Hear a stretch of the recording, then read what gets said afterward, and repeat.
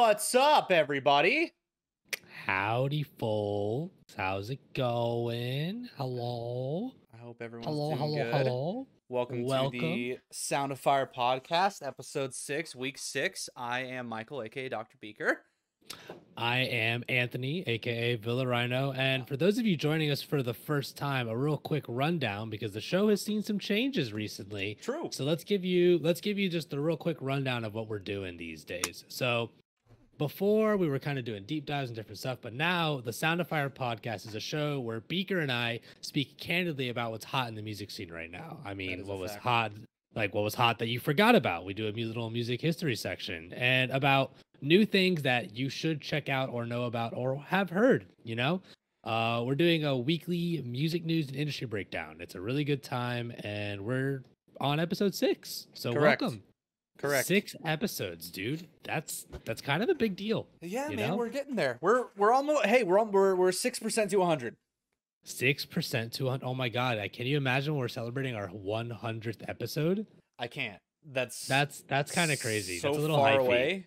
God, that is literally almost 2 years away. Let's get to episode 52 where it's been like a year first, and then we'll celebrate our anniversary and then we'll go from there. That's fine. By the way, shout out Glitch. I'm drinking Tropic Thunder right now. Oh, dude, so good. That's the good one. That one's really good. That's my favorite that I've tried so far. It's so good. I'm trying to save them for like podcast nights. But like it's tough because I want to drink them just so I can taste all of them, but then like I gotta wait for the podcast. Dude, I'm gonna make one right now. I have a whole bottle of water, but I have my clean Glitch bottle right here. I'm gonna make one and join you in that. By the way, your boy got that fresh cut today. Oh, did you? I did. Did you? Oh man, I want to figure out a better way. Yeah, I know it's because I didn't. Oh, look at you! You look so good. Hold on. Look at this man. Clean fade. Ooh. Look at this man. Oh my god. Yes. Yes. I live for it, dude. That's what we're here for. I almost didn't go. I was gonna try and go earlier today and I didn't. I did a lot of stuff today though, you know? I don't know. I've never enjoyed getting my hair cut and I don't know why, I just haven't. But like today I was like, you know what? I've got the podcast and it's getting hot, so like I might as well. You know what it is for me? Like I like getting my hair cut, but I hate the experience of getting my hair cut because I hate talking to barbers or salon people. See, I don't want to talk with you. I want you to do the thing, and I'm going to sit here and kind of feel pampered, even though it's not that pampering of an experience, right? Like, yeah. See, you gotta find someone you enjoy talking to. I have found an awesome barber. His name is Julian. He's from Armenia, I think. All right. I think it's Armenian. But so I go to this barbershop called 4.0 Cuts, and like I was looking for I know. I was looking for a good barbershop, and I was like, man, I want to I need to find someone who knows how to freaking cut hair. Like, because I've been getting my hair cut by the same girl when I was in China Spring for the past like 8 years before I moved here, and she did a just fine job. She's super nice, like, you know, fun to talk to. You hear that? But when I hear it. All right, which one are you drinking? This one is Cherry Bomb. Oh, so we're trying new things. I'm not big on cherries, but we're doing it. I'm not either. But okay, so Julian is also a ginger. He has fantastic hair and an insane beard. And I was like, all right, this has got to be the guy. This has got to be the guy. It's so hot in this room. Oh my god. Dude, you gotta get some fan action happening. It's so hot. I recently found a barber that I've started to enjoy going to. It's this guy named Sambino. He's an Argentinian man who is very flamboyant, but I'm not sure of his sexuality. Not that it matters, right? But he. You know how that's not a personality trait for everybody. He makes his flamboyance part of his personality. Gotcha. So he's fun because he tells stories and he just talks, and I'm like listening, and that's fine. But if you were trying to make me mentally stimulated, I'm not really about it. Like, entertain me, sure. And maybe I sound arrogant for that, but I don't know. That's just me, dude. That's how I've always been. I mean, yeah, I feel you. There are definitely some days where I'm like, I don't want to talk to anybody. Like, I have to go out and I'm going to be in a situation where I am probably going to have to and I don't want to. Other times I'm like, yeah, dude, I will absolutely keep a conversation. So real quick, I have a life update for people. Oh, okay. You may have seen me post about it on Twitter. Oh, really? Did I? I'm going to adjust my microphone for this one. Oh, geez, this is a big deal. Let me just give you my undivided attention then. Lexus watched Inside with Me. Oh, right. I did know this. Lexus watched Inside with Me, and she's in chat right now saying, oh my God, this is a big deal, okay? This is a freaking W, okay? We got it. We got her. And she loved it. And she loved it. We got him. We got her. And she loved it. I had to, Lexus. I had to. And she loved it, and she texted me, like, we got done with it, and she was like, that was really good, and, like, in the middle of it, when he has his, I mean, we talked about it, when he has his kind of breakdown, not like right before All Eyes on Me, but right before that part where he's like trying to say something and he keeps like fucking it up. Yeah. And then he just storms into the camera and like pushes everything out. And she goes, yeah, is he okay? And I looked her dead in the eyes and I said, no. He is not okay. And by golly, she texted me like 3 days later, maybe 2 days after that, and she was like, I think I need to watch that special again. And I was like, yes! Oh, there you go, dude. You're in there. You're in there, man. Oh, man, I was so excited. Bro, I was like... a big dub. We were... freaking... oh, what's the song? Oh, it's the acoustic guitar one. I just know the words. Oh, That Funny Feeling? Yes, we were watching That Funny Feeling. I almost cried. And that's the 6th time I've watched it. I don't know how, but I was almost crying. And then it got to that part after it where he's just completely breaking down, and then he's actually crying. And I was like, oh my God, I can't right now, bro. I don't know what it is. Jeez. I just can't. That's pretty wild. So great. For those of you kind of joining us for the first time or listening at home, however this is getting to you over the internet, whether it's in real time or as a nice little time capsule of yesterday or last week, whenever you're listening. Right. We do the show live on Tuesday nights, 9 p.m. Eastern, 8 p.m. Central. And we run for about an hour and 15, hour and a half if we're feeling really chatty. So you can expect us till about like when you start to want your midnight snackies. That's about the time frame. And tonight might be a closer to a little over an hour one. We've got a lot to talk about today. We do. And you know, like it's funny because I was a little underprepared for this week, but I went and looked at our historical stuff. Mm-hmm. And it's all weird. And then I remembered that today is actually a kind of a big deal day for me. And we'll get to that because it's the last one on our history thing. But let's start with the first one. Let's just go straight into our segment here. We're going to talk about what happened, like echoes of the past, all that good stuff. Okay. 1940, today, July 20th. The first Billboard chart ever is recorded and shared. Wow. Which I did not know that it was like 80 years ago, really, when you think about it. 81 years ago. Wow. 81 years ago is when we first start organizing music releases according to the Billboard chart as a measure of their success. I just saw what was on the docket for today, and now I'm sad. Yeah, dude, we're gonna get there. We're gonna tank this feels plane for a minute, and we'll have to pick it right back up when we get into some of the stuff happening. God, I can't. You know, I will say that a lot of the news that we've got going on, like in the historical part of today's show, is definitely kind of on the worst side of things. And but we have exciting current events. We have happier news in the current story. So give and take. That's just kind of how that goes. Okay, know? It's gonna be a day. Okay. Are you all right? You gonna be okay? I will be okay. I think we'll see what happens in the next 5 minutes. Yeah, we're gonna get there. We're gonna get through it together. We're gonna experience this in real time. Anyway, so moving on, we're gonna jump forward almost 30 years. Mm-hmm. Paul McCartney.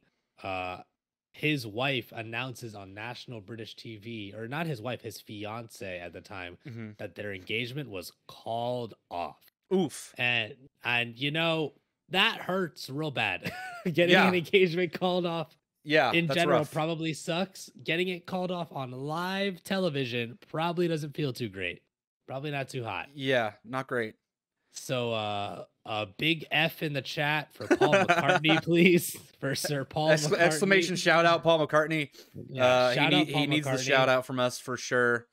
Well, you know, it's funny because Paul McCartney is about to do a TV show on Hulu. Oh, really? And yeah, and it's funny that Paul McCartney's kind of in our history because he's going to be in our future earlier. Like sneak peek ahead, we're going to be discussing a Peter Jackson biopic film that's very different from any other music documentary up until this point. Yes, so I'm very excited. Lots of cool stuff happening to Sir Paul McCartney these days. But yeah, I mean, this woman was also the one who supposedly inspired songs like All My Loving and I Love Her, We Can Work It Out, which were huge Beatles tracks, all of those big singles at some point or another. So she had to have been kind of important, you know? Yeah, total transparency. I don't like the Beatles that much. Never got it. Still don't. I mean, I'll give respect to them for what they did for music and stuff, but yeah, that's kind of where I've always stood with them. Unfortunately, you know what though, Beaker? Like, I had that opinion for a very long time about the Beatles, where I just didn't get it. Yeah, opinion. I can't talk, dude. It's fine. We're just gonna have to see how this all plays out. In terms of me talking today, but yes. Yeah, like I didn't get the Beatles for a while, and then honestly, what I heard that I remember being like, "Oh, I get it," was the end of Abbey Road, the song "The End" and "Golden Slumbers," which are kind of like back to back as a mashup to close out the record. Right, is very, very good. Not just songwriting, but almost like orchestral arranging. It's very good and worth listening to. Right. So definitely look into that if you want to give it another shot. And if you don't, that's okay. You don't have to like the Beatles, you know? For you, Anthony, I'm willing to give it another shot. Thanks, man. I appreciate it. Like, give me your honest opinion when you listen. And like, some of the Beatles stuff is just bad. Like, it's unforgivably bad, and I get that. But yeah. I like a lot of their stuff, even their older stuff, where people thought they were just kind of campy Beach Boys knockoffs. Yeah, like, because those are the two biggest competitive bands in that era, was the Beach Boys and the Beatles. Like, yeah, for sure, the biggest rivalry. So people kind of associated them as like a knockoff, like the British Beach Boys, whatever. And I had that opinion that I listened to. I was like, maybe there's something here. And yeah, that's all I got left to say about that. Let's keep it going though, shall we? So on this day in 1999, the Rolling Stones, this is so disgusting, reported a gross income of $337 million, which is 168 million euros or quid, from almost 2 years of touring.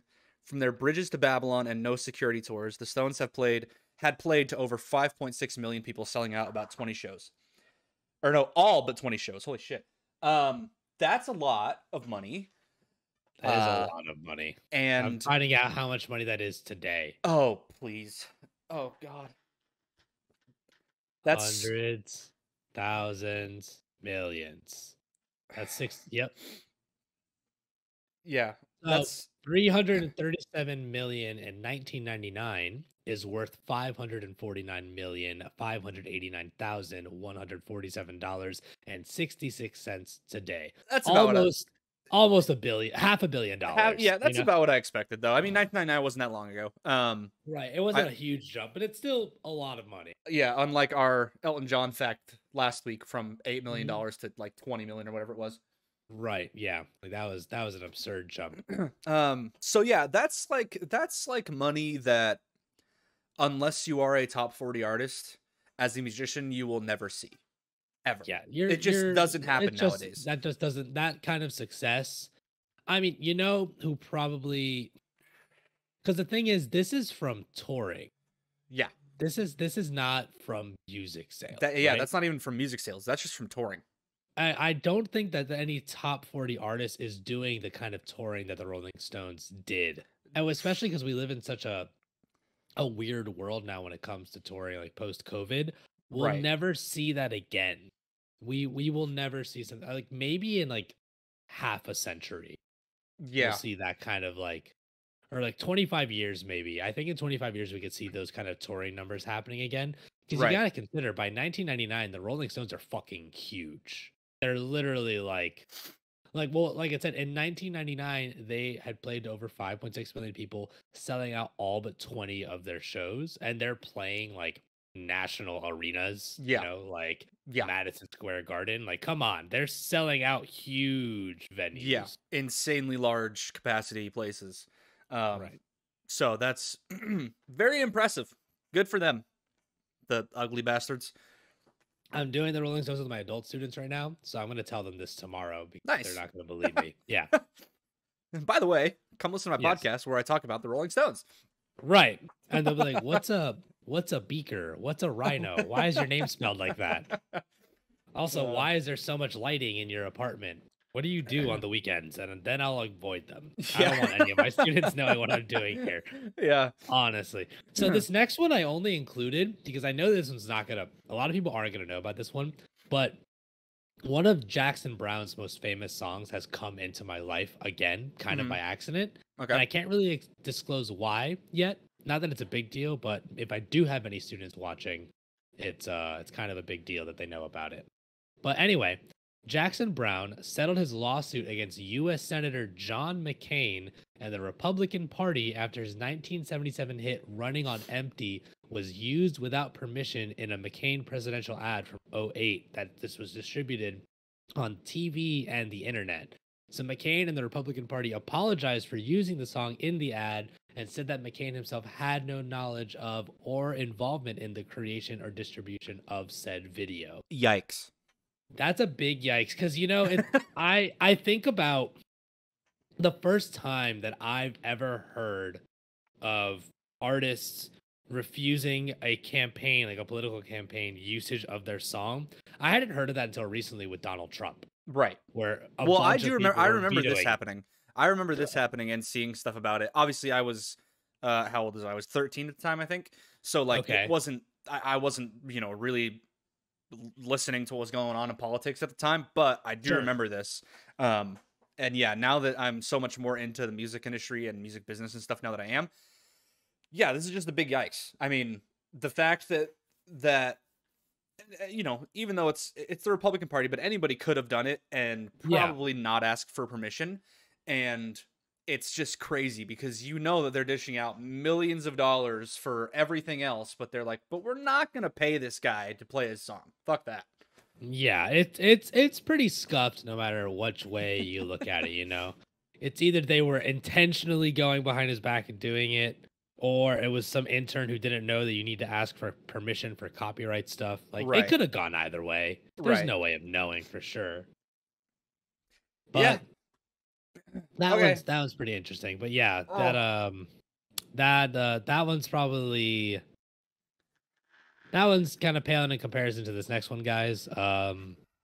This is a very, very personal topic to myself and obviously for Beaker as well. Do you want to take this one away, Chief? Yeah, I will. So 2017 on this day, Linkin Park lead singer Chester Bennington died at age 41. I kind of don't want to read the next sentence just because it's kind of morbid. Don't bother. If you want to look into it, you're more than welcome to. But past that sentence, the singer was said to be close to Soundgarden vocalist Chris Cornell, who actually had taken his own life, like Chester did very recently. Earlier that year, formed in 1996, Linkin Park had sold over more than 70 million albums worldwide and won 2 Grammy Awards. They are a powerhouse of a band. And yeah, man, that was a very rough week and a half. Do you remember where you were when you found out? Absolutely. I was in my house in Waco. I was sitting down, scrolling through Facebook, and so I was in a recliner, right? But I wasn't reclined. I was just sitting up like this, scrolling through Facebook, and my buddy Tristan, who had shared the post, it was a breaking news post. I was scrolling down, and I saw Chester, and I saw breaking news, and I was like, oh, what's this? I read the first 3 words, and I literally dropped my phone and stood up and couldn't move. It was awful. Yeah. I think I stood there for 5 minutes, just what? This can't be real. There's no fucking way. And so after I kind of brought myself back to reality for that, I Googled it a million times, and sure fucking enough, it was real, unfortunately. Yeah, unfortunately, man. What about you? I was actually at a rehearsal with some band I was starting to play covers with at the time. And I remember being surprised because the girl who was singing, Julia Formica. Actually, wait, they recently changed their name to Ren Richards. Ren Richards on social media and stuff. They were a country singer. Like, they sang a lot of country stuff. You'd probably get along with them really well, Beaker. But they were surprised, and they were saddened. Like, they were impacted when I told the rest of the band. And the guitarist, who only a friend of mine named Jared Lee, I still keep up with Jared all the time, sick guitarist. He who plays like shred guitar or the Allman Brothers, a Grateful Dead, like no in between. He was surprised. And then our drummer, who mostly listened to hip hop, she was obviously surprised. Brooke Geisler. So it was surprising to me that people who had such stark, different musical backgrounds all were struck kind of in the same way by this. Yeah, you know? Dude, it doesn't matter what music you listen to. If you're, I mean, probably the age 50 or younger, you know who Linkin Park is, and you know who Chester is. That band literally took over the world for a little bit. Oh know? Yeah, for honestly longer than a little bit, probably like a decade, like spanning from Hybrid Theory to Meteora, and then everything after Minutes to Midnight. I remember where I was when I bought every single Linkin Park album.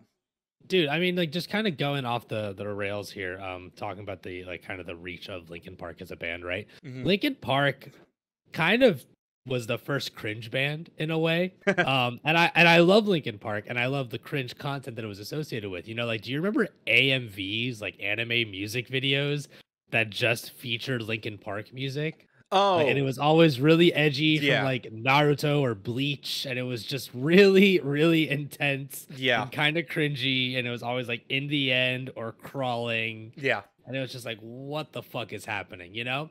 But the people who consume that kind of media, and I love anime, I'm a huge weeb, honestly, they were even like kind of not people you would expect to really toe into this music. I feel like it was just funny. I don't know.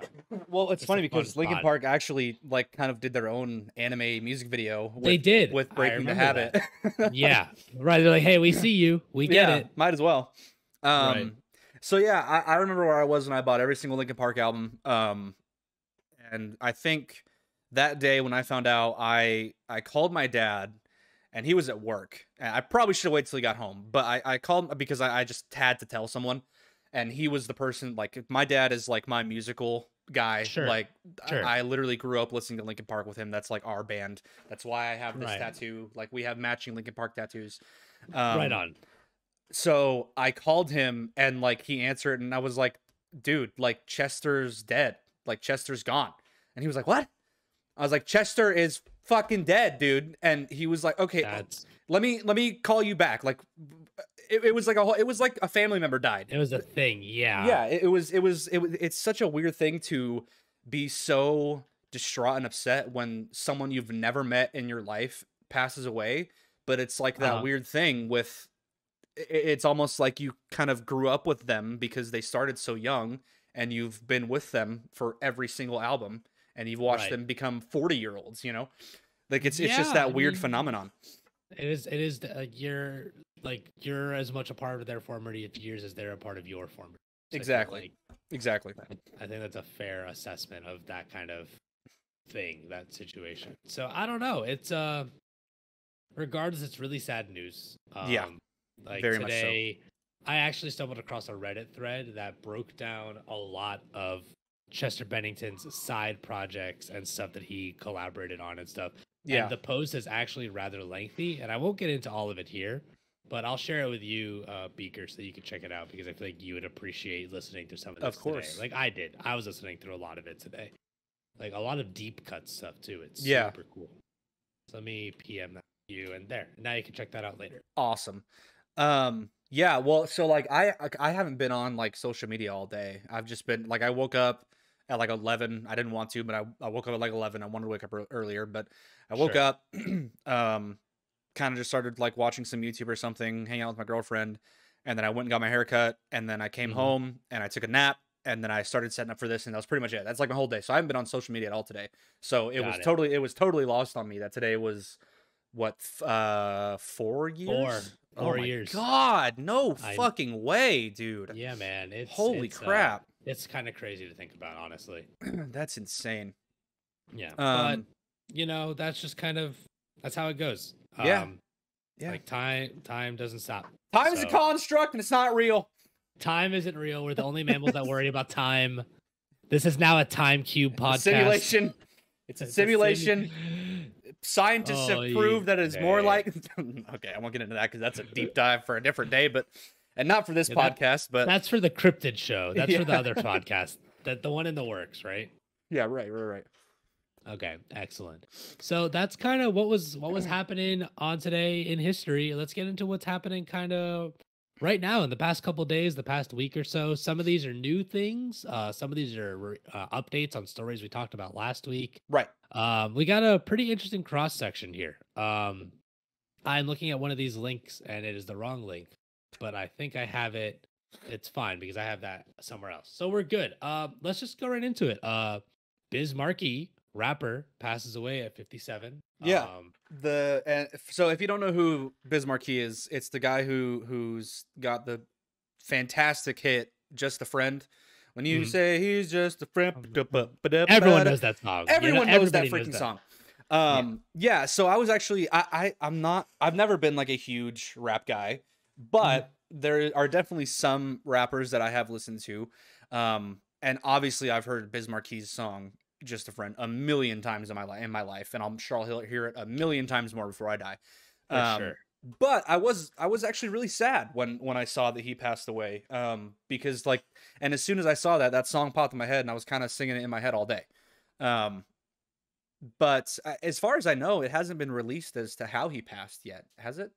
So it hasn't been specified. The only thing that I found while looking through this was that he was diagnosed with diabetes back in 2014, and he had issue with the illness during 2020. Right. So it could have just been health complications. Cause of death hasn't been officially released. I'm not trying to speculate. Yeah, no. Yeah. The article did say that he passed peacefully with his wife. Last Friday. So it doesn't seem like it seemed like it was kind of something that was slowly coming, and they knew it was happening. And but yeah, it says that so the rapper and DJ died peacefully Friday evening with his wife by his side. Cause of death has not been released. So I would imagine to respectfully, I guess speculate is the right word, but to respectfully kind of guess that it was health complications of something.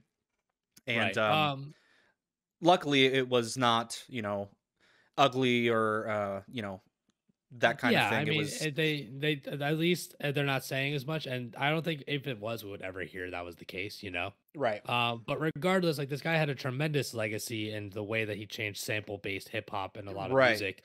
A lot of people, like, what's interesting is that two of the other artists that like paid tribute to him, besides Q-Tip from A Tribe Called Quest, another hip-hop rap group that I really recommend, Bootsy Collins and the Red Hot Chili Peppers bass player Flea. So two separate bass players all kind of had stuff to say about it, where Bootsy Collins on the 17th tweeted out, "We lost another rap legend, Mr. Biz Markie, American rapper, singer, DJ, record producer, actor, comedian, and writer." Like, lots of accolades on that guy's list. Best known for his 1989 single, Just a Friend. To a lot of us, he was more than just a friend. Rest in peace. Prayers going out to the family and friends. Bootsy. I love me some Bootsy Collins. Yeah. So, I think it's really cool that, like, we've got Bootsy Collins, and then it's kind of the same thing with Chester. Like, there's so many different people in different genres who know who these people are. Absolutely. And then you've got the Red Hot Chili Peppers bassist Flea, who, and it kind of goes to show, like, who he really influenced. Not just rappers or hip hop artists, but like rhythm players, because of like his sampling and the things that he added to songs that kind of was not yet happening. Right. So it's really cool to see that. Sure, definitely at the forefront of that kind of direction of hip hop and music production in general. Right. Like, that was the thing, and he was definitely one of the forerunners. Right. Of that. So it is very cool, very significant that he has that kind of reach, Right. That's the big thing. I'm going to we have something in the docs here, but I'm actually going to sidebar to something else real quick here. And this one's going to be kind of candid for you because you don't know what's happening. So sorry for throwing a switcheroo on It's you. okay. It's okay. Yeah. Just keeping things interesting. Yeah, no, for sure. So for those of you who don't know, Record Store Day 2 just happened, right? And what I'm talking about is for the first time since the inception of Record Store Day, Record Store Day, because of COVID-19, was split into 2 separate drops. Okay. And let me provide a little bit of context for what that means. Record Store Day is a non-official holiday that's kind of a social term, collective, like almost like a trend where independently owned record stores participate in Record Store Day, where they distribute special edition releases of records. Ooh. Right? Of vinyl specifically, like different color prints, or like maybe they'll release a live kind of performance, or they'll do a reissue, like a new master. Like they kind of make it something exclusive to the medium. Right. And everybody swarms to record stores to go pick them up because they're limited quantity available. But because of COVID-19, this is the first time that they've ever split it up into 2 separate days, but then got to do 2 separate drops of records. Yeah. Which is really cool. Like kind of more Record Store Day in 1 year, where the idea was kind of like dividing it up to keep crowds down because, social distancing, of course, et cetera, et cetera, et cetera. And you know what? My other store lead at Guitar Center, Braden, he mentioned, because I didn't even know it was happening. He mentioned it, and we were both at work closing, because I close every day now. It freaking sucks. But we were at work closing, and he was like, "Oh, today's Record Store Day, and I'm freaking missing it because I'm here."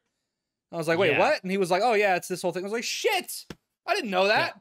Record Store Day is very cool. If you've never participated in one, I would definitely look into when the next one is so that you can participate if you like vinyls and records and etc. I'd honestly, like, it's become more of just a having them thing more than just playing them, but like just to build a collection. I have a bunch of like metalcore records. I've got Nirvana. I've got dude, I've been on the search for songs from the Big Chair for so long. Really? So long. I can never find it. I have a really fun story regarding records. If you don't mind me kind of interjecting here for you for a minute. So I was given as a gift once one of my favorite gifts I've ever been given of all time by a dear friend of mine named Angela. I'm actually going to be in her wedding later this year. Nice. So Angela, we were doing a Secret Santa group amongst our friends, and she gets me for Secret Santa, and she has somebody kind of ask, "Hey, your Secret Santa wants to know what you like," and I made actually like a guest list thing. Shout out Angela. Excellent. That's so great. But anyway, so she gets me a record because it's on my Secret Santa list or whatever. And she tries to get me a record by Anthony Green, the singer for Circa Survive. He releases a solo record. Right. And she's trying to get me that. That's what she orders. And it comes in the mail, and she orders it pre-wrapped so she doesn't have to deal with it. So she never bothers checking it again. And this is important later because we're at our Secret Santa meetup, and she gives me my gift. And I'm like, "Thank you. This is so cool." Like, I could tell it was probably a record by how big it was. And I opened it, and I didn't even look at any of the packaging underneath the wrapping paper because you know how they ship vinyls in that big cardboard sleeve. Right.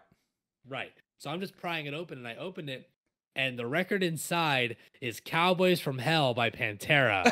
And I'm like, "Oh, hell yeah. I love Pantera. I love Cowboys from Hell." And I look up and lock eyes with Angie, and she looks mortified. Oh, no. She's like, "That's not what I ordered." And I'm like, "What do you mean? This is great." She said, "That's not what I ordered." Oh, no. And then sure enough, I look at the packaging, and there's a small sticker in the corner of the sleeve that it came in that says "Beautiful Things" by Anthony Green. So somehow, intentionally or not, somebody at Amazon said, "Nah, this kid needs to listen to some fucking Pantera," and sent me some Dimebag Darrell riffage. Fuck this new age shit. Fuck Bring it this back. new age shit. Yeah. Make sure he paints a Confederate flag on his guitar while he's at it. That's amazing.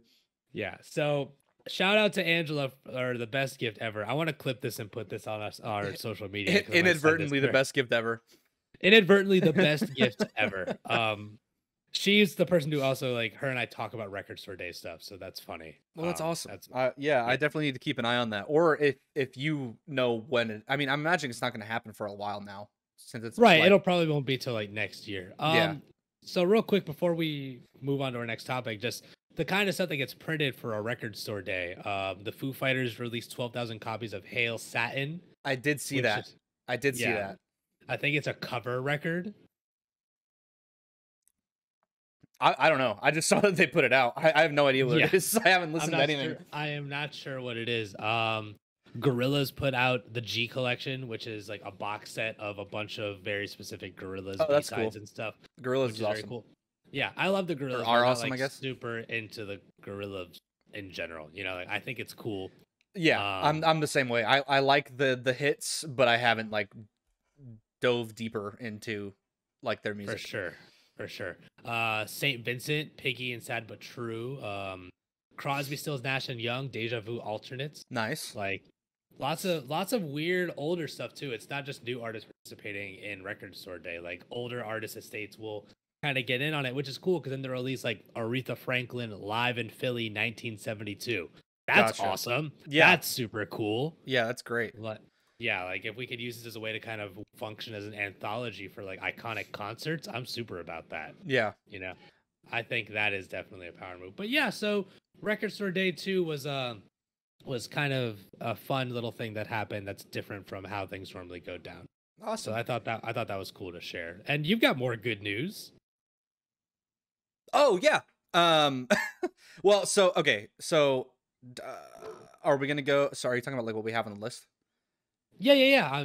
I skipped the MP's reset. And went to Mark Hoppus. That's fine. So yeah, Mark Hoppus. Go ahead and skip that one. Mark Hoppus put out an update with his with cancer and the chemo and everything, and he said he has the best news possible and that the chemo is working, and it's doing good. So he still got he said he's still got a long way to go and everything, but as of right now, the chemo is working. It's eliminating the cancer, and he says he still feels like shit. But because of the chemo and the love that he's getting from fans, friends, and family and all that stuff, it's looking good. So that is very good, and that made me very happy when I saw that. I actually just saw that like 30 minutes before we started the podcast, and I had to throw it in there. So yeah, that's awesome. That is super awesome. You know, like we talked about it, like we wanted his positivity to be well received.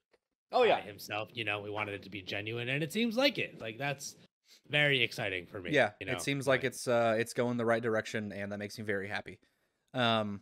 So that was just a quick update and something I want to talk about. The next thing actually was cool to me. So if you want to read it, you can, or if you want me to, it's the Justin Bieber thing. Yeah.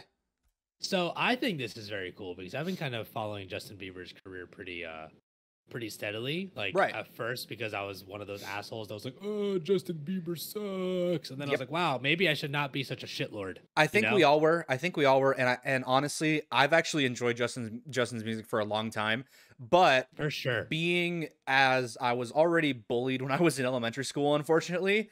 Imagine getting bullied for the music that you like, except we all experienced that in some capacity. And the thing, it wasn't even like because of that. I was just bullied because my friends were assholes.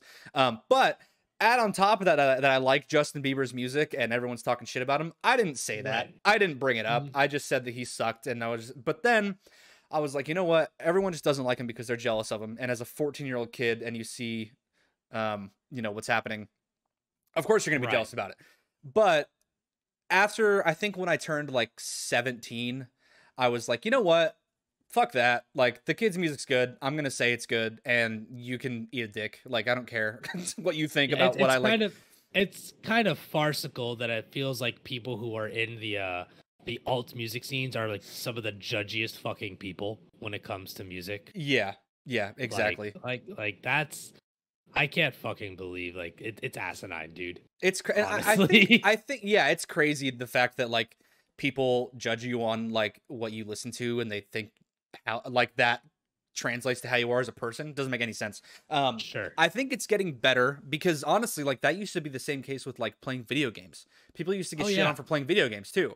And I think that's not the case anymore, really, because of how like crazy esports has gotten and stuff like that, and how much money certain people are making from video games.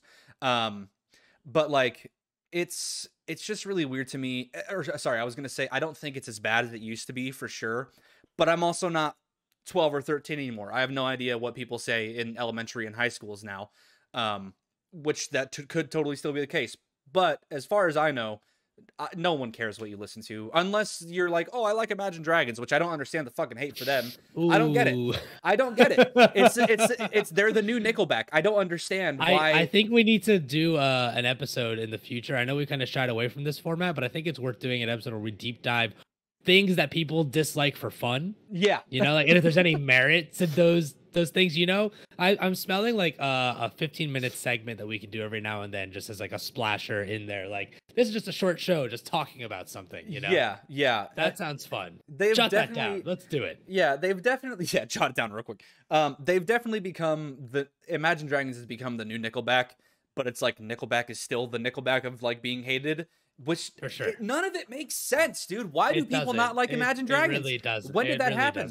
I was told in high school, like, oh, you need to listen to Imagine Dragons, and I heard, what's I'm waking up? What's that song? Radioactive. Yeah, I heard that song. I was like, dude, this is sick. So I listened to them more, and then I stopped listening to them. I didn't stop listening to them, but like I didn't listen to them habitually because I was into metalcore and stuff. But then I listened to their newest record that came out, like, well, I think the newest one that came out like last year or whatever. And I was like, dude, this is good. This dude's voice is fucking nuts. Dude, the only Imagine Dragons release that's come out that I've honestly been like, wow, this just sucks is Thunder. I hate that song. I don't even Thunder know. Thunder is the only that song is that song makes me upset. Upsetty spaghetti, you know? I don't even know what song it is. Dude, it doesn't matter, but honestly, like we kind of derailed here because we did. Yeah, I just looked back at the screen and I saw Justin Bieber. I was like, wait, we're way off, but okay. Dude, you saw his stash and it was like, wait a minute. But yeah, so did we even say what we didn't? We didn't even say what we said. Justin Bieber. Why do people hate that guy? Oh, man, which is worth talking about in and of itself. But Justin Bieber. Justin Bieber has another thing under his belt. Justin Bieber becomes the youngest soloist to ever reach 100 Billboard Hot 100 hits. That's awesome. That's insane. You know, his new song, Stay, with the Kid Laroi, that song is sick. That song is super, super good. And I really enjoyed Peaches, which came out a few months ago. Shindo is a pretty good friend of mine, the guy who was producing that alongside Harv. So that song's special to me because I'm like, I know that guy, you know? So yeah, so I did have a moment of like, why is this so popular? And that was with Yummy. I didn't get it. That song I didn't get Yummy to me. I didn't get Yummy at all, dude. I was like, we have music being put out that is so good and so like musically inclined, like just the theory behind it and the writing and then we get Yummy and this is popping off and I'm like, wait, what is this? What happened? But then I heard the rest of the record and I was like, okay, this is good. Why was Yummy a lead single? Why was Yummy the single? Right? Yeah. There's so much better music on that record. Yeah, it didn't make any sense to me. I was like, oh, this is just another one of those music industry assholes that are making millions off of it. Be like, no, we're putting this song out because it's gonna get it has a chorus that is one word. And everyone's going to know what it is in the first 2 seconds. Right. That's all it was. That's literally, I would bet money that's all it was. Exactly what it was. 100%, you know? Yeah. But regardless, super impressive that Justin Bieber's kind of hit this milestone. Congratulations, Justin. I'm sure you're listening at home. Yes. Shout out, Justin. We won't put it in chat, but yeah, I'm sure he's sitting there listening, smiling, and very happy that we two totally unknown and music losers are talking about him. And do you think Justin Bieber would play Rocket League? Do I think Justin Bieber would play Rocket League? I think he plays.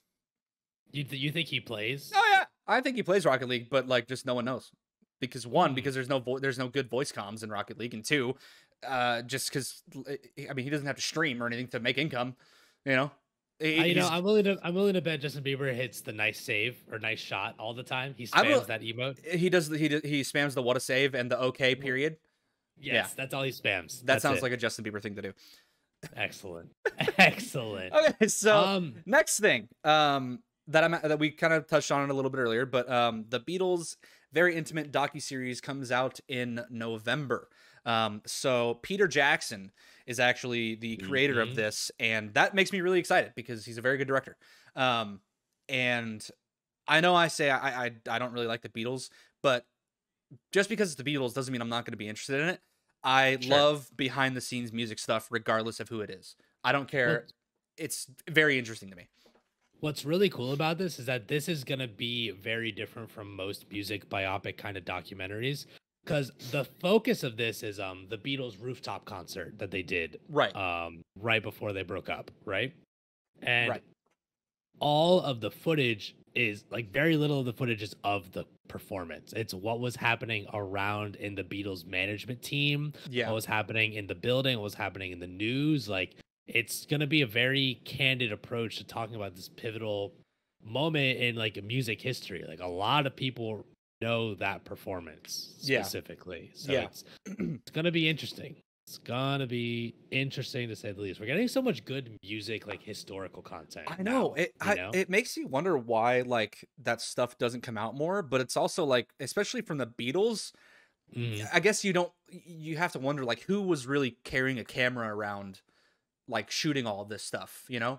Like where are they going to get the footage from? Where did this footage come from? Exactly. You know? And why has it taken so long to be put into our eyes for consumption? You know what I'm willing to bet it is, like, so a lot of this footage ends up getting left behind, tied up in like record label kind of contracts, or if there's an estate for the deceased people, like the managers of the estate kind of have to approve the usage of their likeness and stuff. Right. So I could see this getting tied up in that way, or maybe it's like some of it doesn't get released until a certain amount of time, like contractually that was the plan. Like, don't release this footage until, I guess that makes sense, like 30 years later, whatever it is, because this performance was, what year was this in? What was the date of the Beatles rooftop performance? I have no clue. Actually, I'm going to look this up. Beatles rooftop performance. The Beatles rooftop performance was January 30th, 1969. Wow. Yeah. I was thinking 70s, but that's time ago. That's what, 70, 80, 90.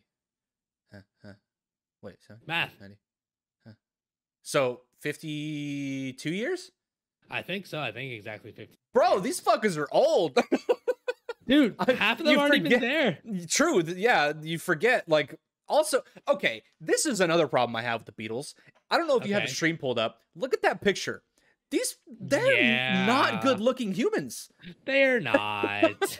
I say that, and I'm like 6, but like these people, they look like coconuts, dude. Yeah, like what was the attraction where women were screaming, crying, and passing out, and like beating up security guards to see these people? I don't understand.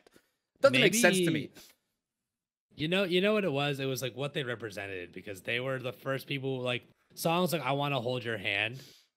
Do you remember the movements where it's like people were like, "Oh, this song's the devil. Rock and roll's the devil." You know, like physical contact. They were risque considering the time period, you know, and that's kind of fucked up. That's kind of fucked up if you think about it. Like, and now we you're have gonna hold hands. Now we have WAP, right? Now we have WAP. Look at where we're at now. Oh, how far we've come as a society. Right, like the progression is real. Like, fuck it, make songs about whatever you want, you know? And even before WAP, there was music like, fuck, that song, My Neck, My Back, My Pussy, dude, and My Crack. It's been, like, come on. It's been, like, people are freaking out about WAP, but there were songs that we were singing when we were 10 and 11 that are like, it's literally just talking about fucking and like all that stuff. Like Lady Gaga, I Want to Take a Ride on Your Disco Stick. What is that? Dude, hell yeah. Come on. Love me some Lady Gaga, you know? Lady Gaga slaps, yeah. I forgot where we were. We did it again. It's fine, man. So why don't we, you know, we're really late on this, but why don't we take a pause, collect ourselves, say hello to the people who've been listening this whole time, kind of just reorient ourselves, the Zen hour, if you will, except not an hour. Yeah, solid like 5 minutes. Felipe, always good to see you in chat. You, Felipe, we got Trauma in here. MG Homie renewed his sub. Lexus with the sub. Oh my God. Check that out. God bless. we're getting so much attention, so much love from you guys. It's crazy. You. I'm not used so to much. this. Honestly, thank you guys for listening and hanging out every week. Truly. Like the show doesn't happen if you guys aren't here to listen. Then it's just a conversation. Yeah, then we might as well just be talking in Discord and playing video games, which doesn't seem nearly as fun. Does not seem nearly as fun, you know, because I'd rather be doing this research than losing at Valorant. So exactly. That's yes. I have not played in a while. I think the last time we played. Really? I think the last time we played was the last time I played. Because I've been I'm just bad. I'm just fucking bad. I tried playing and I was like, man, I want to play with friends. And then I'm like, man, I'm gonna get back into playing League, and that was a mistake. That seems like a mistake. That was a like playing comp League was not the move. And you know, I'm probably gonna do that on stream later, so fuck me, I guess. Yeah, that's fine. I'm probably gonna play Realm again just because that was too much fun. Sure. I never ended up looking into it just because this past week has been kind of a doozy for me. I feel you, but you need to, because like as dead as that game is and as honestly shit as that game has become, it's worth it. I promise you. I'm probably gonna have to get Minecraft because the BLACKFLAME server is live. I'm pretty sure it is. All right, I think it's made, but I don't think they haven't we haven't organized a community game night and stuff yet. Okay, we need to do that. We need to talk to Trauma about that because that's going to be so fun. We like everyone in the org needs to stream that. It's going to be great. Yeah, that would be super fun. I would have no idea what I'm doing, so you know. It's okay. You just hang out with me and we'll be okay. We'll figure it out. We'll get through it exactly. Together. All right. Okay. Excellent. So on to the next segment, which we're a little late on, but that's fine. It doesn't matter. New releases in new recent releases in music. You know, so the first one that I have is actually It's Good For You by Olivia Rodrigo. And she blew up and found the fame that she now has, which good for her, which is through TikTok. And not only did I want to discuss this song, because it's actually a really good song, and I actually saw her, Lexa showed me a live video that she did. She's actually very, very good. It's not production. One sec. Lexa said, "Don't take his word for that. He will leave you in Minecraft like he did me." Oh my god. Okay. Got him, dude. Anyway, so she's very good. She did a really good job in her live performance, and I was actually very impressed. But it's very clear that she was not ready for the live performance, and I only say that because and not because she wasn't good. She sounded very good.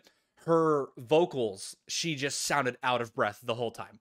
Like, okay, she's gonna need. I mean, and I'm sure she has the money for it now because this song is blown up, and she's an independent artist, so she's making all that money herself, which is the best place to be as a musician. Right.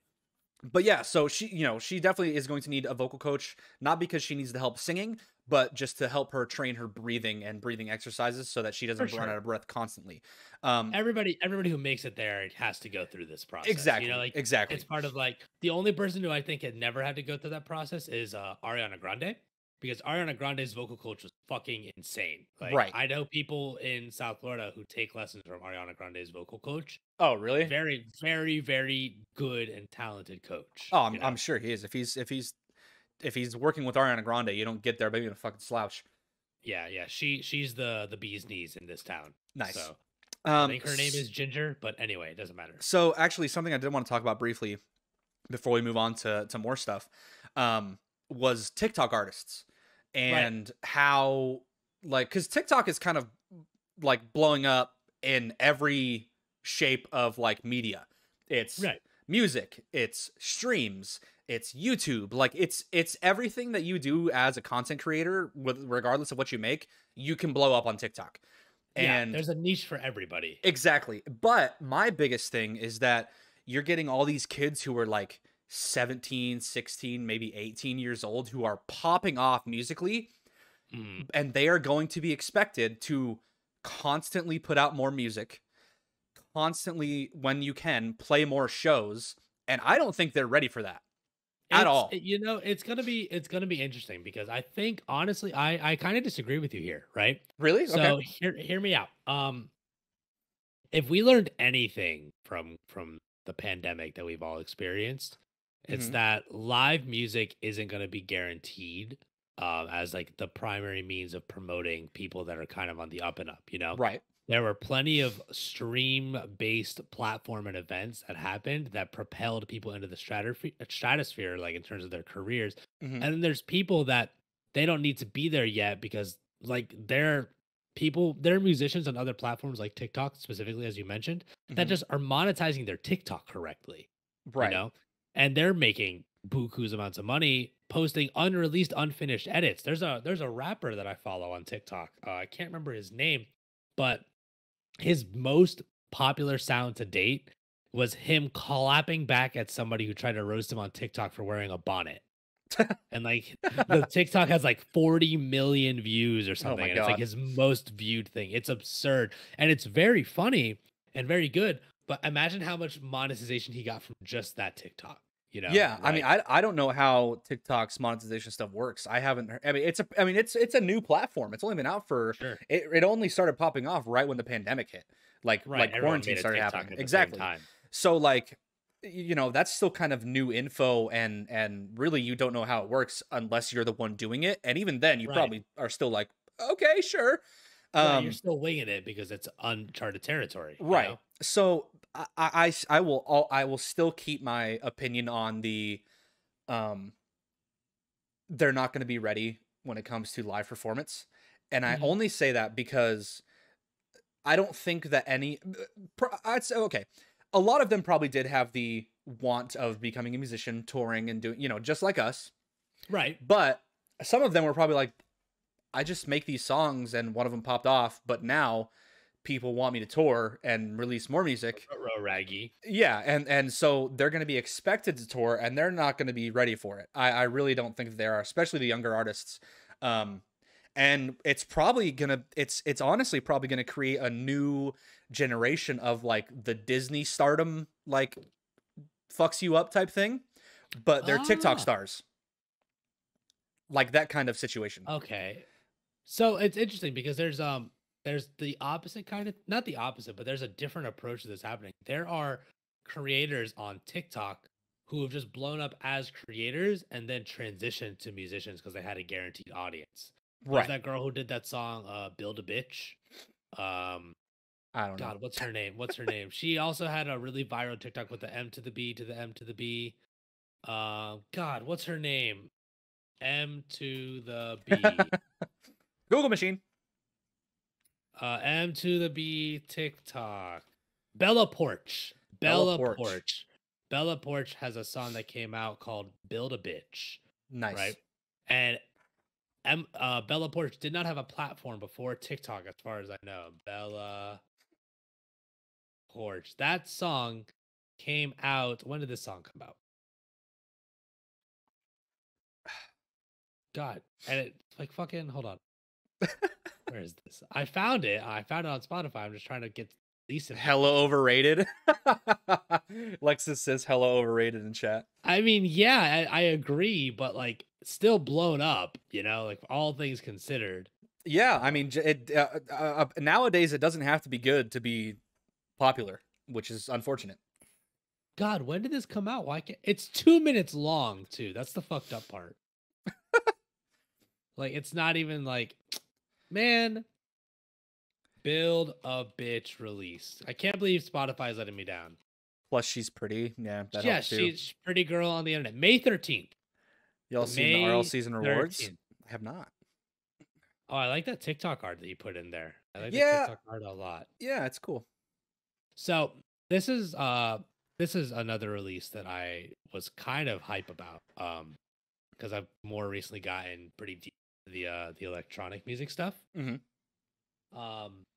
Swedish House Mafia released their first song in 14 years. I was gonna say, I feel like I haven't seen that name in a long time.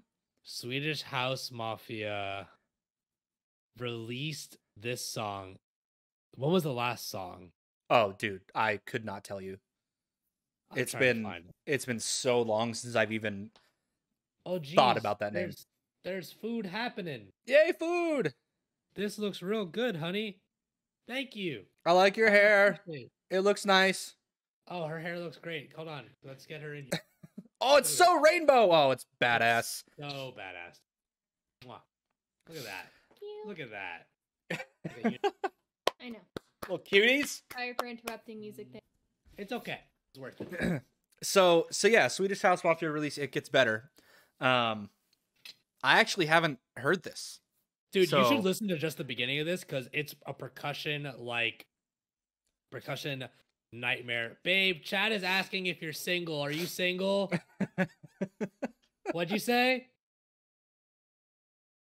She said sorry, and then I didn't hear the rest of it, but I think it's a no. I hope so. Me too. Okay, so okay. I don't want to like go too far over time here. She said yes. Yeah, for sure. So yeah, it gets better. Swedish House Mafia, first song in what you said, 14 years? 14 years, roughly. Ridiculous. You should honestly. I will listen to it for sure. It's worth listening. I will listen to it. And then we got what is the next one? You put that one in. Your Body, Nitty Gritty, Valentino Khan. Oh, so Nitty Gritty's a friend of mine, and he released a really banging like deep house track with Valentino Khan called Your Body, and it's like the sexiest song of the summer. Sure. Hell yeah, I'm down. So it's just sick EDM drum and bass. I'm down. Beaker 100% plays drums, dude. Don't let him fool you. I do. No, I pointed at my kit. I just didn't want to interrupt you. So I put on a couple songs. Those were the two that you threw on there because we put those in kind of last minute. But yeah, We Came as Romans have put out the single Dark Bloom, and oh my god, if you do not listen to the metalcore genre, I feel sorry for you. But good lord, this song is good. So this is actually the first album, not the first songs, but the first album cycle that they are starting without their vocalist Kyle Pavone. Kyle unfortunately passed away a couple years ago due to an overdose. Accidental overdose too. It was what's that thing that's destroying everyone right now, or has for the past couple years? Fentanyl, yeah. Yeah, man. So yeah, he unfortunately, and that was another one I was very sad. I remember where I was at with that one too. I was with Lexus in Stephenville at college. It sucked. He unfortunately passed away a couple years ago. This is their first album cycle that they're starting without him, and it is a very good song. I think you would like it a lot just because it's very creative.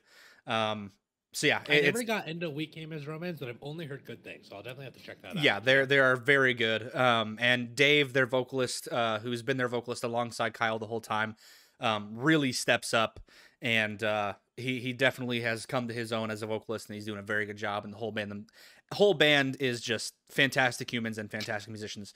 The next one that was released, I think, right at a week ago, is Ice Nine Kills with their song "Hip to Be Scared." So you know what's funny? Does that sound familiar to you? It does not. No, not. But what's crazy is that I listened to Ice Nine Kills forever ago, and it was very different. You know, it was. Dude, you're like OG Ice Nine Kills, then, man. I'm OG Ice Nine Kills, dude. Have you listened to them recently? No. Oh man, you're in for a treat because you need to. So this was the first single from their album, The Silver Scream 2, Welcome to Horrorwood. They put out the album Silver Scream, or the Silver Scream, in 2018, I think.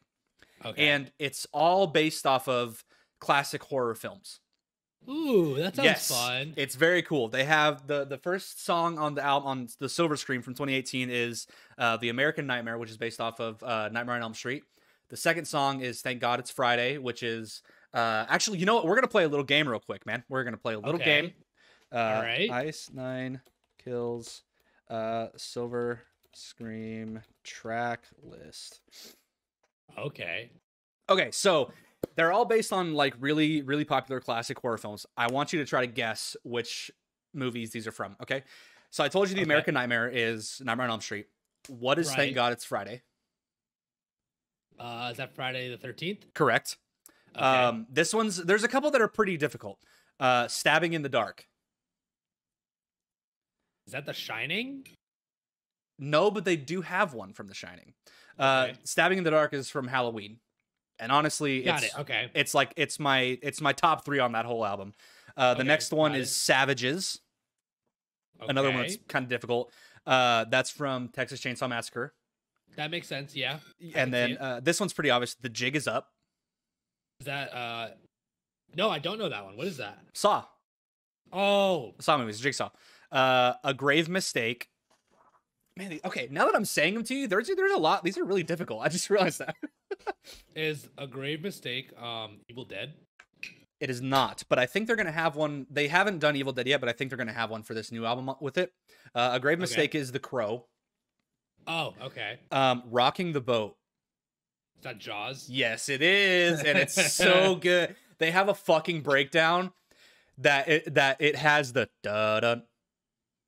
Oh hell yeah! I love It's that. so good, dude. I wish I could play it on stream. Enjoy Your Sleigh.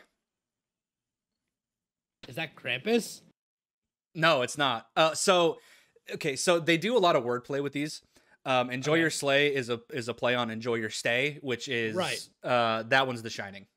Oh, because of the hotel. Right. You're right. Freak Flag. I'm just gonna tell you that one because that one's tough. Freak Flag is Devil's Rejects. Oh wow. Yeah, that's a good one. That one's very rock, like butt rock kind of style. The World in My Hands. I actually don't know what The World in My Hands is because I skip it when I listen to the album because it's like the worst song on the album. Merry Axmas. I mean, I feel like that's Die Hard, but I know it's not Die Hard, and it's not a horror movie. I mean, honestly, I forgot the name of the. It's obviously a Christmas themed horror movie, but that song is fucking brutal, dude. Like, there's some heavy shit in that one. Love Bites is. Can you figure out what that one is? Dude, I'm so bad with horror movies. Like, I'm embarrassing myself now. No, it's okay. Love Bites is American Werewolf in London. Oh, that's fun.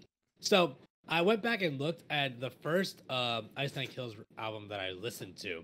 Okay. By the way, I went and looked. It's their first album, The Burning. Oh, really? Which came out in 2007. Yeah, they've been around for a while, man. Really cool, like little fun fact about Ice Nine Kills and Lil and Cat. No, it wasn't Black Christmas. Really fun fact about Ice Nine Kills is that in I think 2012 or 2013, they were outside of Warped Tour. They literally followed Warped Tour around the entire country, and no way. They weren't playing. They weren't playing at all. They were outside of Warped Tour when everyone was leaving, like at 8 p.m. They were handing out free copies of their album. Oh, that's brilliant. And then 2018, I think was the last one that I went to. They were headlining Warped Tour. Oh, that's fun. That is super cool. It made me so happy.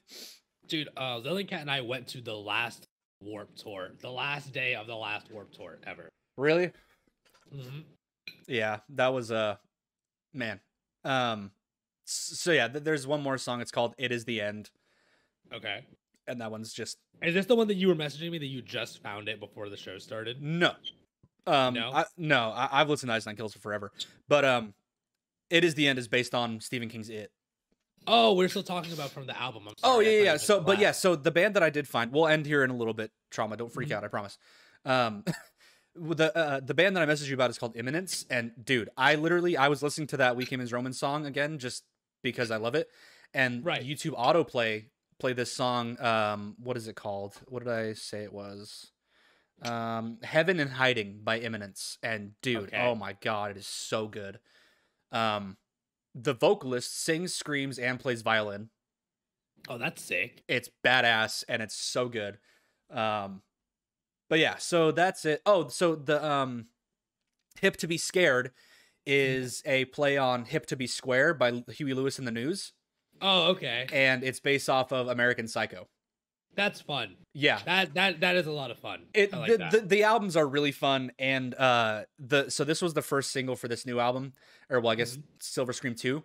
And it's American Psycho, and like the song is like heavy, has this huge amazing chorus, and then it goes into like an 80s like synth breakdown where it's just bump and he's doing the thing where Patrick Bateman is like showing him Huey Lewis in the News. And he's like, they really got into their stride, but it's like, have you ever heard of Ice Nine Kills? And he's like, no. And like, they really got into their stride when they went melodic, and and then the "Hey Paul," and he axes him in the fucking head. It's so awesome, dude. Definitely worth listening to. And their music videos are so creative. But yeah, definitely something to look into it and just enjoy, because it's heavy as shit and ridiculous, but also very good. There's some times when I just want to listen to heavy music, and I think I'm going to do that later today. I think that is the move for this evening. I think you should. Later. I think you should. Definitely our move. Sorry, I'm eating because I haven't eaten anything today. Sorry for No, it's okay. Perfect timing. I just finished my glitch. So yeah, that's I think that's gonna be the podcast for this week, everybody. Thank you for listening. We appreciate you. If you if you are listening to this on Spotify or Apple Music, we do this stream, twitch.tv/BlackFlameGG every Tuesday, 8 p.m. Central, 9 p.m. Eastern. And we just kind of hang out and talk about some stuff. And we're currently updating everybody about like any fun stuff or sharing clips, sharing commentary and ideas, getting your feedback on Twitter, where you can find us at SOF Podcast. Correct. And you'll see more of us than you think. We're gonna be in your airwaves pretty frequently in the next couple of weeks. We got some fun stuff planned. I hope so, man. I sure hope so. Oh yeah, I think this is gonna continue to be a banger. I think so every week.